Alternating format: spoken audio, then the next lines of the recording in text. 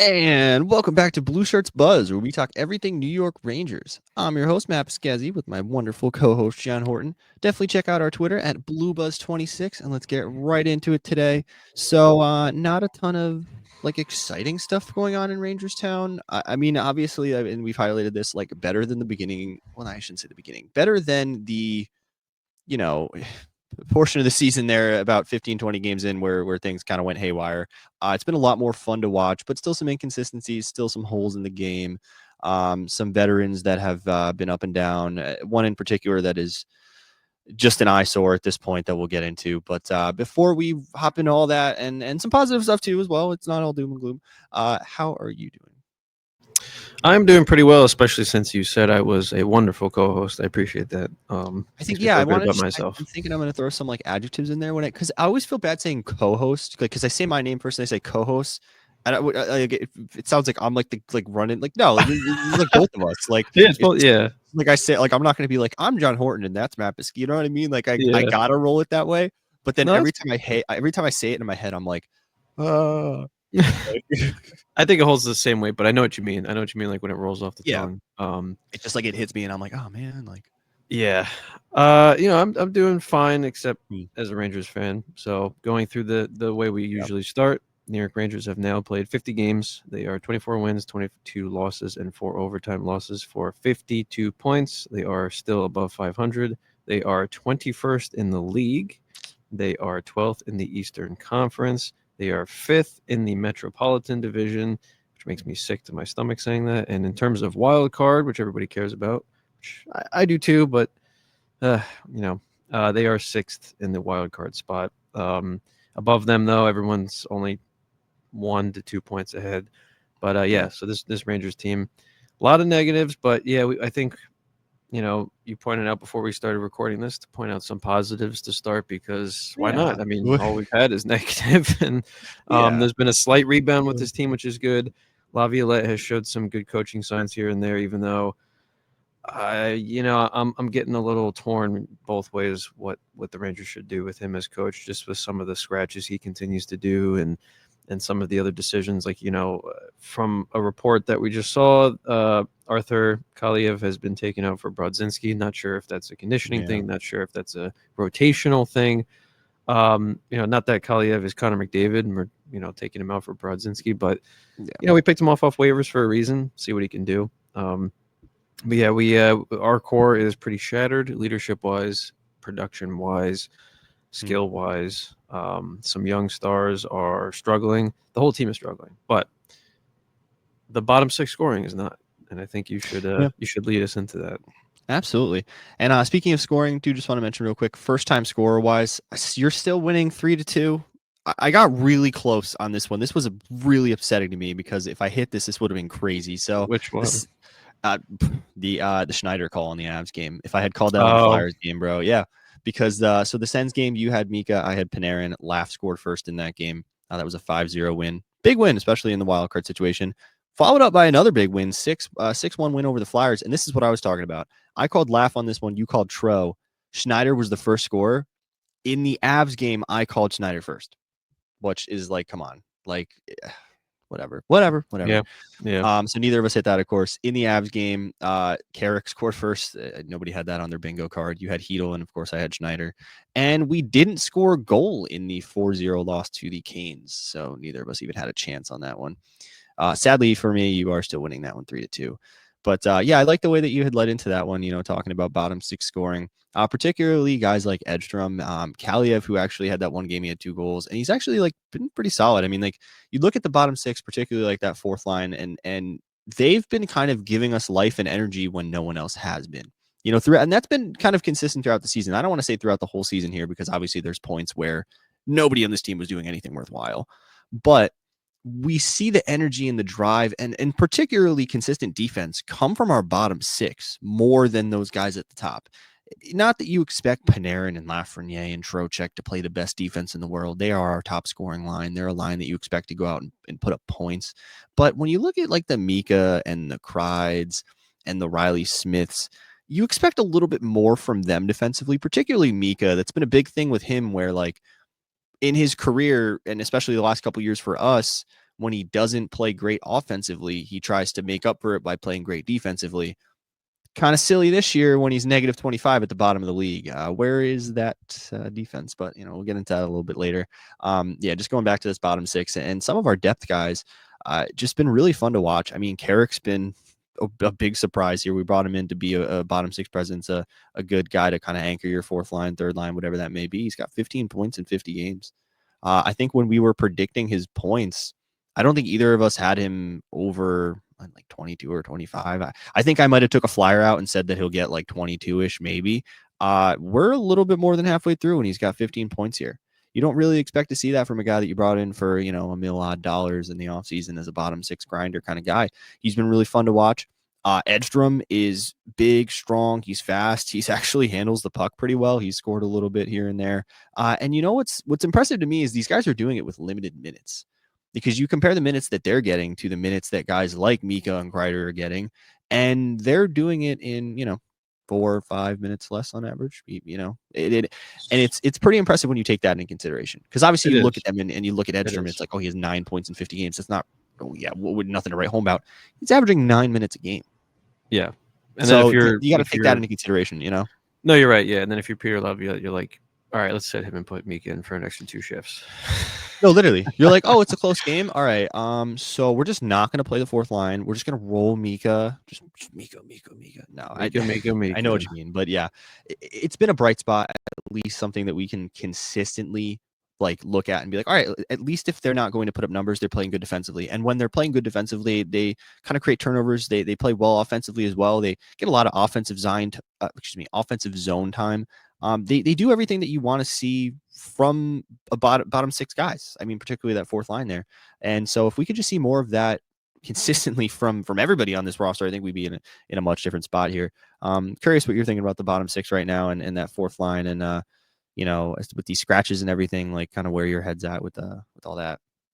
Yeah, the bottom six I have been very pleased with, and it is a great telling sign to the construction of this roster and also some of the behind the head coaching staff, and how they've been able to bring these players together. And I think it's a promising outlook, because if our veterans and core players are actually playing up to par with what they should be on top of this bottom six playing, we would be chasing the playoffs pretty well right now, I think. Yeah. And I think if there wasn't this wimpy atmosphere in that locker room since Trouba got shipped off and some of these other problems, which, I understand between Mika and Kreider, they are like the cornerstone of the locker room the last 5 years, and both of them have targets on their back, more or less rightfully so. So I get the motivation might not necessarily be there.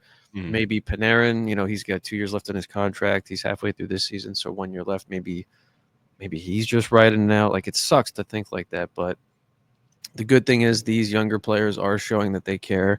They're showing that they should get extra minutes, and then they don't, which is why lately with Laviolette, I've been a little back and forth. I still firmly believe that the Rangers really do need to find, which I understand is a 1 in a million, but that's what wins championships. You need to win like a Rob Brindamore, a John Cooper, a Mike Sullivan, like a culture coach that can stay here for 10 years, not every 3 years have a new coach, but sometimes you have to do that rotation of every 3 years to find that coach. Not sure if Laviolette's the guy. I mean, he's for that particular request of mine, and I think most of Ranger fans, he has the tenure, he has the skill, he has the knowledge, but he still favors veterans, which I understand paycheck wise and politics wise. The in the guys don't locker room consistently and respond to him. that Is too. something too. That But too. I think you could say that about this core with any coach, though, and that's really the issue. I mean, you can't get a guy that's going to stay here for 10 years when these core guys, as soon as things start going badly, that's it. They're out. I mean, how many coaches have Mika and Kreider went through at this point? You know what I mean? 7? No. Yeah. No, I agree. I think it's a highlight. It's been awesome. Borgen signed, which I think is a good contract. 5 years at 4 and change. I think great. I really do think that was a good signing. And you have people saying too, like, oh, he's only played so many games. Like, what if next year he sucks? That's with any contract. I mean, come on, like you can't just. What are you going to do? Every time you sign a contract, you're like, I shouldn't have done that. Like, that's just not. It's not like we took a flyer out on him either. Like he's been pretty good for us. He's a young guy. I mean, actually, I don't even know. off I the think top of my head how old he 27. is. Right? I was 27. tempted to say 27. 28. So I mean, listen, this is a point in his career where he's still got some good years ahead of him. Honestly, we put him in a spot where Truba was playing, but we're paying him half of what we were paying Truba. And locking him up there for 5 years, that's 28, 29, 30, 31, 32. Those are prime years for a guy who has been pretty solid for us. So I'm really happy with that extension. I think that was a Yes. really solid move. No, me too. And I was really hoping with a lot of the salary allocations and cap maneuvers that Drury was doing that we would get a nice free agent signing, and then Mikko Rantanen was traded to the Hurricanes, our division rivals. I was reading how that went down. It was pretty brutal, honestly, how the Colorado kind of just told him to scratch. But I heard Yeah, reports he because was asking he would have for. taken less money though. He He said he came out would. afterwards and said like He he would did. have taken a discount, which is I heard like stuff. Yeah, I heard stuff too. He was go after Draisaitl money, which was 14 million a year. Which he's a great player. That's tough though. 14 million a year is a little tough. I mean, yeah, but I mean, maybe if you look close at to the it. numbers, His numbers are I good. think he deserves it. I mean, that's. Yeah, But but I they think he have. probably would have taken less too. Is the thing where I don't know. I mean, maybe they Yeah, just he might thought have taken less. But the also, if you're return they them, got is crazy though. yeah, no, That's that's. yeah. But also, you got to think too. Like, you have to sign Kale McCarr soon. Who would you rather have, Kale McCarr or Mikko Rantanen? That's a tough decision, but I think I would go with McCarr. Like most of any day of the week, probably. Hmm. He's a generational defenseman. Um, yeah, so now I don't know what's gonna happen this offseason. Like I hate to just keep thinking like, oh, I can't wait for the offseason because I really do Mhm. think this playoff hunt is fool's gold. I think even if we do squeeze in by some miracle, we're just gonna get like demolished. I mean, some games Igor puts on a clinic and he's amazing. Then other games he lets in 4 goals. Some games the defense Mhm. is the best we've seen in months, and then the other times it's like they don't even play. The veterans are falling apart. Chris Kreider and Mika Zibanejad in general. Like I love Chris Kreider. He's one of my favorite Rangers. He's such a cornerstone player, but 42 games played, 17 points. That sucks. Yeah, That sucks. I mean, 15 goals. He only has 2 assists on the whole year. 2 assists. he's been And off his game. I he's mean, I been know so he was off. hurt for a little while, and then did kind of get scratched related to being hurt and everything like that. And I really, and we were talking about this before recording, really hoping that like that back injury that was kind of just lingering there, that's what's going on. I mean, and I've been a big proponent this whole season of I have a hard time blaming any one particular person for the downfall and everything that's going on. It's been kind of just up and down the organization, just pitfalls, lackluster performance, inconsistencies, issues here, locker room problems there. I mean, you could point at probably anybody on this roster and find something that they did wrong or something that they were involved in that they shouldn't have been, like just in terms of the way that this locker room and this team has functioned this whole season. But when you look at Kreids in particular, it is scary and it really makes you wonder because this is a guy that it just means so much to this team and to this organization and the records that he holds and how close he is to getting all the records and things like that. Like this is a guy that I think a large majority of us as Rangers fans want to see play out his career here in Rangers town. And he should, and he certainly can. I just with the way he looks right now, it makes you nervous about it. And then I don't want to say that I think we need to get rid of him or anything like that. Like I guess I'm definitely not as doom and gloom when it comes to Kreider. I do trust him, and I think that he can find his game and he can pick it up. I really am thinking that at his age here with this injury that's lingering. I mean, the guy's 33. It's not like he's in his 20s here. So a lingering back issue, something like that, is something that can be really debilitating. And maybe it's been something that has been developing for years as well. I mean, that's certainly a possibility, and it might just be rearing its ugly head at this point. So I certainly am hopeful that I think that he can pick it up and find his game, and I really hope that we give him the opportunity to do that. I'm really curious where your thoughts are on Kreids, but before we get into that, if you do want to give us a word from our lovely sponsor on today's episode. Yes. Sponsors and then thoughts on Kreider and then into Mika because Absolutely. it's tough. It's tough. Yeah. Well, I mean, oof, yikes. Yeah. No, it is. DraftKings is not yikes, though. DraftKings. No, DraftKings is not yet. Yikes, because we are talking about the playoffs. Even though we were going into the Super Bowl now, the Super Bowl that I know every single human being on the face of the earth was so excited that it was Eagles Chiefs again. I know there's not a single It's disappointed wonderful, right? person that wanted a different outcome or the Bills Nobody else wanted the defense, Bills or the Commanders, right? Or the right? Commanders, or for the Bills defense to actually try.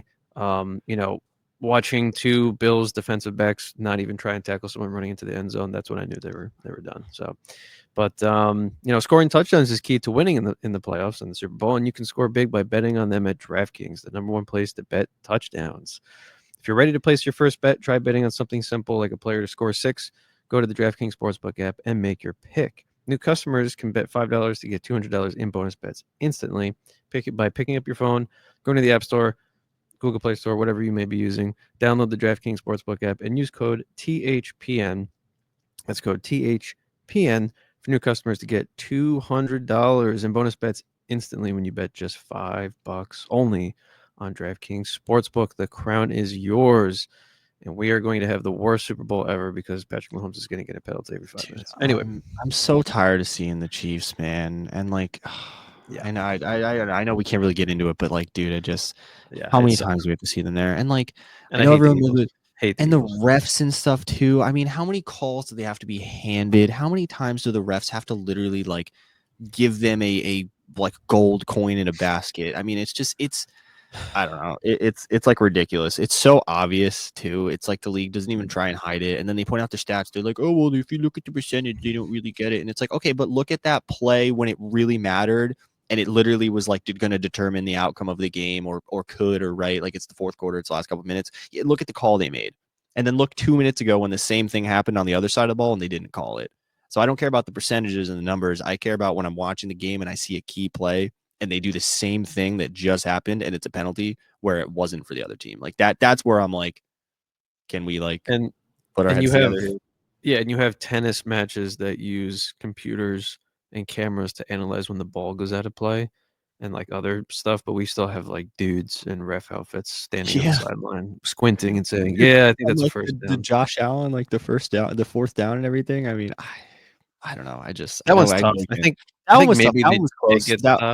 I That think that one was one close, but like it's just when you pile that on top of all the other calls and how yeah, the yeah, Chiefs yeah. tend to get the benefit of the doubt in those situations, it just paints a kind of a bad picture. But No, it does. But yeah, my favorite football team had the worst season in their entire franchise, and then they ownership kept the people in charge that delivered that. So I've I been a Jets guess fan my whole life, so you yeah, kind of get a taste of what it's like I to as yeah, yeah. as crazy as it sounds, just because I like football, I think I internally gave myself like a 3 to 5 year window.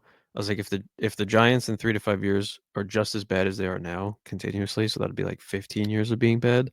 Mhm. I'm going like I'll always be a Giants fan, but I'm gonna stop watching them. Like I'm gonna watch a different football team just so I can Like have it's like a protest, like just like well, also just so I can like have sports is supposed to be enjoyment too, and part of that yeah, is going through the good and the bad. But when you have an owner that like hires bad management, drafts incorrectly, and you get 10 plus years of bad, I don't blame any sports fan for being like, yeah, this is still my team till the day I die, but I'm mm, also gonna go cheer a different team too, just for, in the meantime, so I can have yeah. some I know what you enjoyment. mean. Like, listen, as a Jets fan, trust me, I know what Yeah, you it's mean. like It's hard to watch. I will say, I still watch. I do avidly.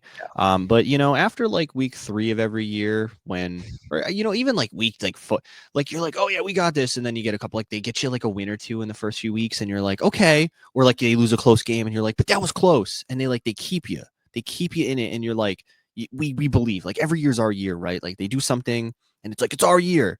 Well, by like week 5, it's not. It's not. And by week 6, I barely want to watch. And by the time that we have a bye, I practically just watch highlights and whatever of the game I can see. Like I won't go out of my way to watch the games.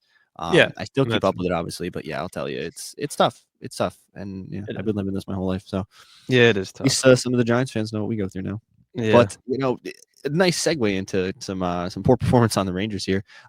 Just curious about your thoughts on Kreider. I mean, I think I know where your head's at here. I think you tend to be a little bit more negative in general, but I think with the Kreider stuff, I think I kind of getting the feeling that you do believe in him a little bit more than some of these other guys. But yeah, I'm curious. I mean, I know that there's still the opportunity that we could move him. You never really know what that could look like. So I mean, what do you think about this whole situation right now? I I think I want him to stay, and I really think he is universally important to this team. But if I'm Chris Drury and I'm looking at it the way I'm looking at it, he is lingering back problems, early 30 or almost mid 30s, Mhm. lack of performance, easier contract to move.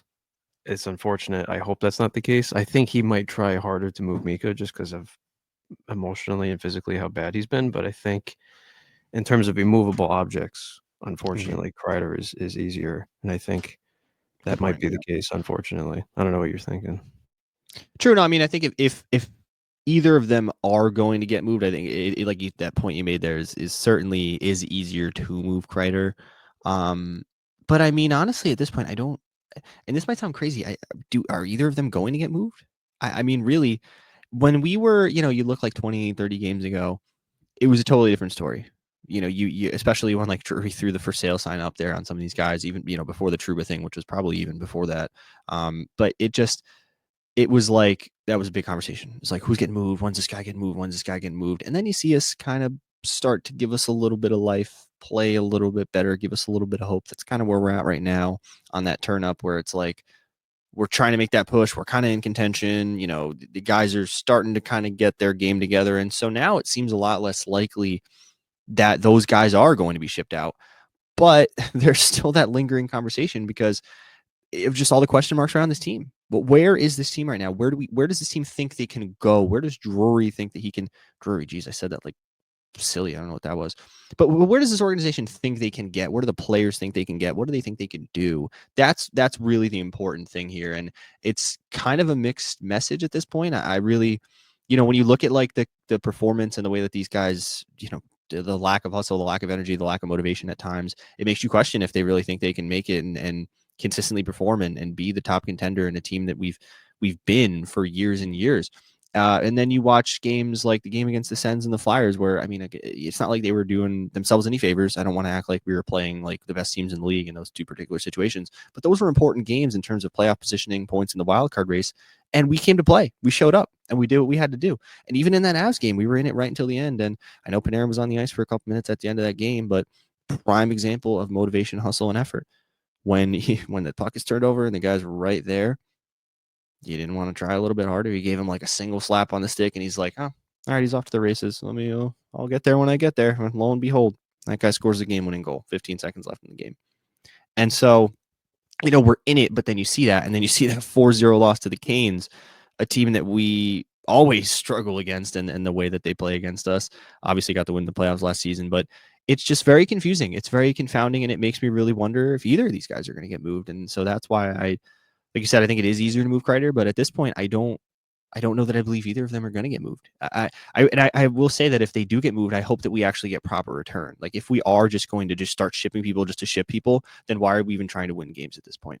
Because that sends the message to us as fans that the organization is just trying to tank. And at that point, it's we're at a situation where why are we doing this at the end of January, beginning of February? Why did we wait this long?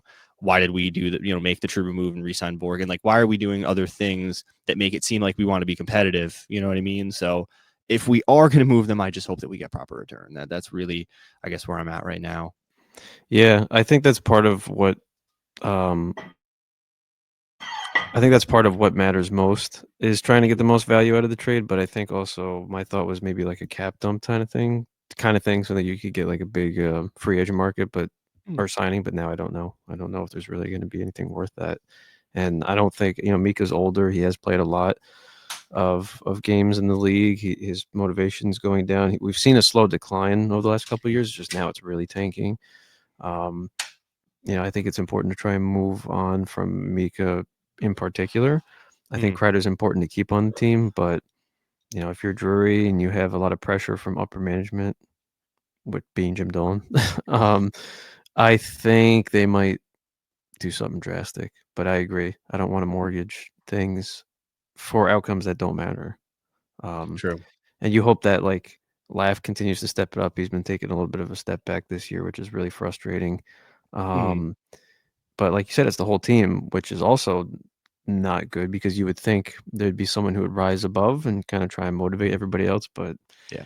I don't know. It just how fragile the leadership is and the care. And I think I hate to be doom and gloom about it, but I think we will Mhm. miss the playoffs this year, which honestly is fine. I don't really we weren't gonna go far. We're not gonna have some Mickey Mouse run. There's no way. There's just been too many cracks. I would love to make the playoffs, but I just don't think it's gonna. I just think it's Mm. possible or honestly worth it. And I just hope we don't have another season of mediocrity. Like hopefully this is the crash after how good last year was, and Mhm. then dust settles. But it all depends on Mika. I think he would waive his no move if the right team was found. I think that's Mhm. fair because like we don't want him here. Why would he want to stay? You know what I mean? That's true. Yeah, and it's really unfortunate that it's so much harder to move Mika. Like, honestly, I wish that the roles were reversed in that sense. That Mika had that limited no move, and Kreider had the full no move. Like that, that would really make it a lot better. Honestly, put us in a lot better situation. I'd rather have it on the flip side, but obviously we're not in that situation. We are where we are right now. I will say that I would like us to make the playoffs if we could. I mean, I don't want to act like we're going to get the cup, right? I don't want to say if we get a wild card spot, we're going to get the cup, but anything can happen in the playoffs. Injuries, goalies, performance. I mean, the way that Igor tends to play in the playoffs, he could literally keep us in the playoffs himself at points. Not that he's been overly consistent this year, but you also look at like the teams that we would have an opportunity to play in that first round, and it really obviously would like depend on the matchups. But like if we were able to match up with the Caps, I'm not overly convinced that this is something that they can keep up going into the playoffs. This is something that they're rallying around an old Alexander Ovechkin here. We rolled them in the playoffs last year. Obviously, things are a little bit different now. A couple pieces moved around. They're certainly playing way better than anybody expected them to. But you look at that kind of matchup. If we were in a situation like that, and there's some hope there, right? If we ended up playing a team like the Maple Leafs, if they were able to kind of get a top spot there, which I mean, 11 points behind the Caps there, we would have to get. It all depend on seeding and everything. This is all very theoretical, but we were ended up to play a team like the Maple Leafs, or if the Senators made a push, they ended up in a spot there where we ended up playing them. Like there are teams there in the East here, this playoff picture that I think we'd have certainly better opportunities against. I mean, if we played like the Canes or the Panthers in the first round, I mean, you could probably just pack it in. I mean, we did beat the Canes in the playoffs last year, so I don't want to say like, oh, we wouldn't have a chance. But then you look at how we played against them the other night, and all the cracks that we have, and the fact that they just added Mikko Rantanen really doesn't look too great for us. But like I would say, I would certainly love to make the playoffs. Because again, anything can happen, and just gives us more fun hockey, right? Bonus hockey. I'm not going to complain about that, and something to kind of like be hopeful about. I think this is bigger in like football when you see teams that tank. Like you want to see their like young players succeed, so because they're going to be there next year, so you want to at least have something to hang on to. Certainly bigger in other sports, but that rings true in this situation as well.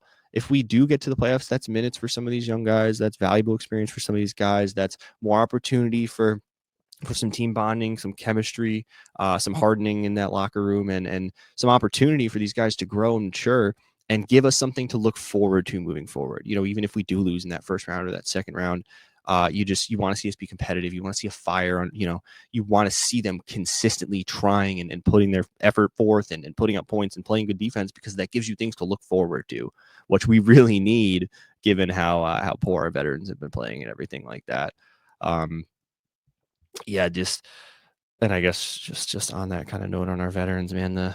I know we've been hammering on this episode, but just the Mika, just because I saw in my notes here -25, Yeah, and he it's has like, 9 goals brother, in if you're 50 not games. gonna score, can you play defense, Yeah, please? Like I 9 just, goals in 50 games from your first line yeah. center. Yeah, And it's crazy because he still has 29 points in 50 games.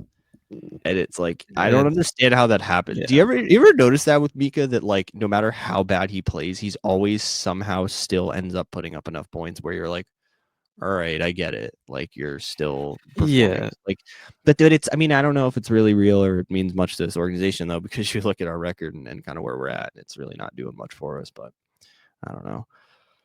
yeah. Speaking of scoring though, I mean, you want to roll into our first time score predictions for next few games we got going on here? Yeah, I think it's been enough doom and gloom. So yeah, That's let's it. do Yeah, that. just trying Let's to do that. Yeah. something fun and fresh, right? I mean, obviously, if we have any the closing thoughts, we don't have to like close this out here. Just looking at our schedule here. So let's see. We do have a few games coming up here.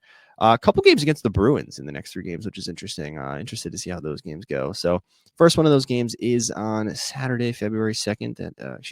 February 1st. Sheesh. And that is against the Boston Bruins. I did go first last episode because I was tight that the episode before I was going to say Panarin and you did, and you got it. So I will let you go first on this one. Who is Um, scoring in that Bruins game?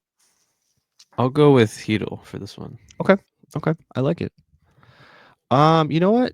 It's Cooley for me. I think he's got to kind of He's he's been gonna hit cold it at for a some point. while. Yeah. That's what I mean. But then you look at the stats and the numbers are there, and he's still playing great. Like he's still trying. He's still one of the guys that's consistently putting forth the effort. He's got 27 points in 50 games from a guy that I don't think any of us expected to really be putting up half a point a game, like realistically, and he's doing it in just under 15 minutes a game, which is impressive as well.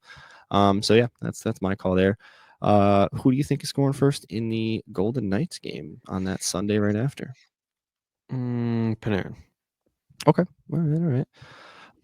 You know what? It's been a lot of doom and gloom here on this one, but Kreider is going to do it. He's Okay. gonna have a big goal in that game. Hopefully, I honestly am doubtful, but maybe if I speak it here and I write it down, it'll happen. And then we do play the Bruins again. Like I said, Yeah, that's weird that weird. it That's is weird. so weird. The way they schedule some of these games just makes no sense to me. Horrible. We play the Bruins on Saturday, then we play the Knights on Sunday, and then we don't play again until Wednesday when we play the Bruins at home. I don't really. It's a little weird. Who is scoring first in that game against the Bruins? I'm gonna.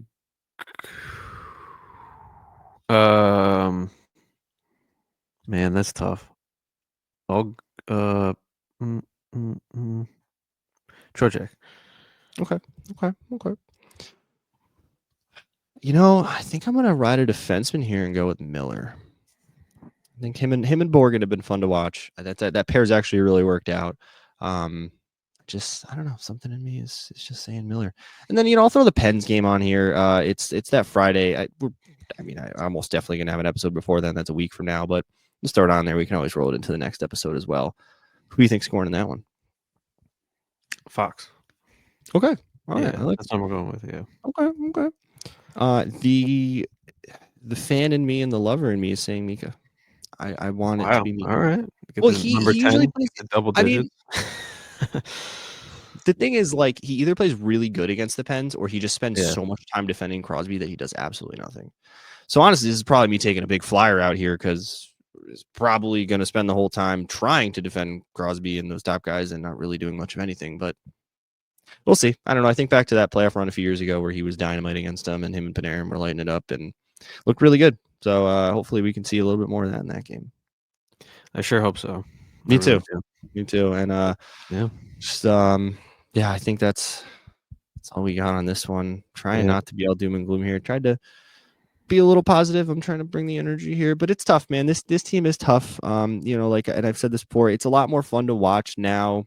But at the same time, you watch a game like against the Canes the other night, and it just reminds you of how low we've been at points in this year and how low we still could go, and all of the question marks around these veterans and this organization. And it really brings it back to life, and it makes you really start thinking all those negative thoughts about this team and this organization as a whole. Makes it hard to stay positive. And I mean, you all know I try and be the positive guy, but not a ton of positivity in Rangerstown this year. I will say that. And I think to kind of give my closing thoughts here, some tough games coming up. The schedule's not really getting any easier, especially a couple games against the Bruins. Not that they're playing amazingly this year, but the Bruins are always a team that's up there. I know they're not playing the best. They're not playing the best hockey we've seen from them even in the past 2 or 3 years. But they're a team that we always play tough. A team that always plays hard against us. A bitter rival there. And then we have sandwiched in there is a game against the Knights, who are a team that is always going to be competitive. A team that's always going to give us a little bit of trouble. We don't always play them very well either. And then we cap it off there with a game against the Pens, who again a rivalry game. 50 points. It's not like they're having a banger season here, but that is a team again that we always. It's a tougher game, right? Some of those rivalry games, especially with these veterans and the way they respond to adversity, they are pretty hard on us. Pretty hard for us to succeed in those games. So hopefully, and actually, I'm going to look real quick. Hopefully, the schedule gets opens up a little bit. We've had some really important games recently. I'm wondering if we have some easier ones coming up here, man. Hold on. Let me go back to our schedule. When's the trade deadline again? February or something?